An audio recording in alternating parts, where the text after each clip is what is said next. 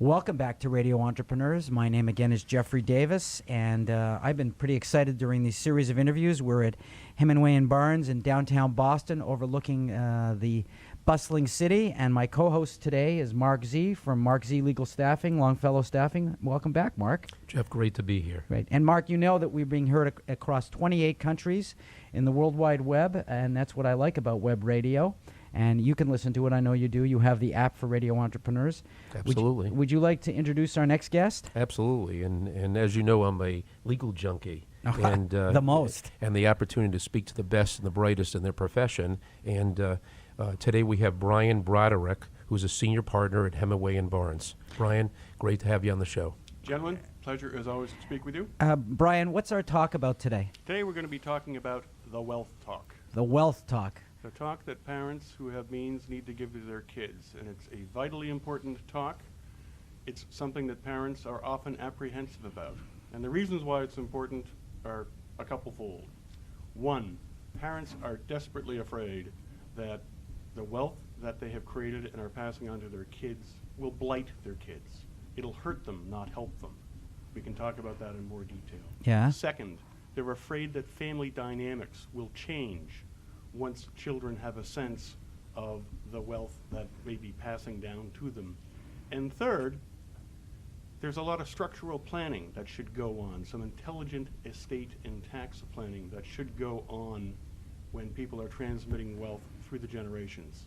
That's an uncomfortable topic because it's complicated, and parents worry about that. They might feel insufficiently informed or sort of inferior when they talk about this with their kids.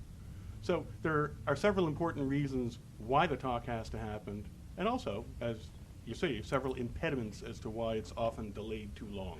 You know, Brian, it's you strike a chord with me when you bring up this topic for two reasons. One, on a personal level, I have to admit it is a difficult thing to think about how to prepare yourself for these things. And second, I have this discussion with every single entrepreneur I've worked with. I just had it yesterday with an entrepreneur because the fear around family and how to prepare for something that they won't be around to control because they're controlling people by nature. Well, and that is part of it, Jeff. You pick up on that. People who have created this wealth are controlling people.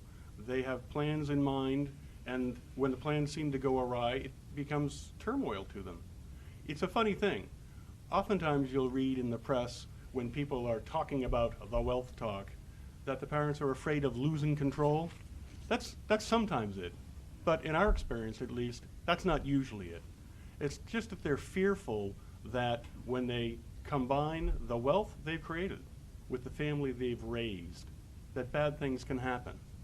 And we hear anecdotes about people who say, oh my gosh, I'm worried that my kid will feel second rate because having had this money and having had this ability that other people don't have, the kid might feel second rate. They might feel that the way was paved for them.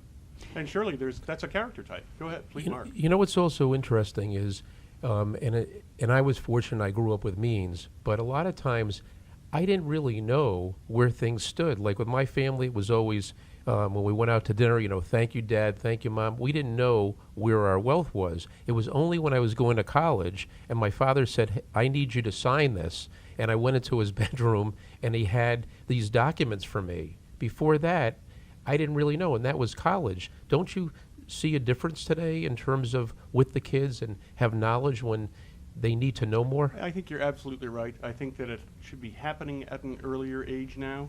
And what your anecdote harkens to is the whole values proposition. You were just noting that you were sitting at table thanking your parents for a meal and abstractly wondering where all of this goodness was coming from. We find that when people are thinking about having the wealth talk with their kids, it's unsettling to them for the reasons we've discussed, and also a sense of, well, what sort of value statement am I making when I have this talk? But it's unsettling to both sides. Right. You're both got my mind running and racing. I know that I've tried to start to have these conversations in my own family. I have a son who's turning 28, and he has said to me, I don't want to know certain things. You want to tell me what you want me to do? Tell me, but don't give me the specifics of the money, because he feels uncomfortable with the conversation as well. Right. Yep, I think that's exactly